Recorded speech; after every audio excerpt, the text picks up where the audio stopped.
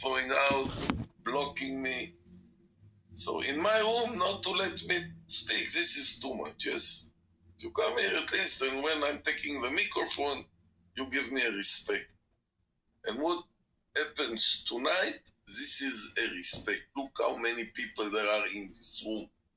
I feel like if this happened every day, and it was very nice. I hear both sides. I'm just listening, that's all. The one who really runs the room is Noah. Noah, I find I don't want to say I want to get divorced tomorrow and marry her, but I like her a lot.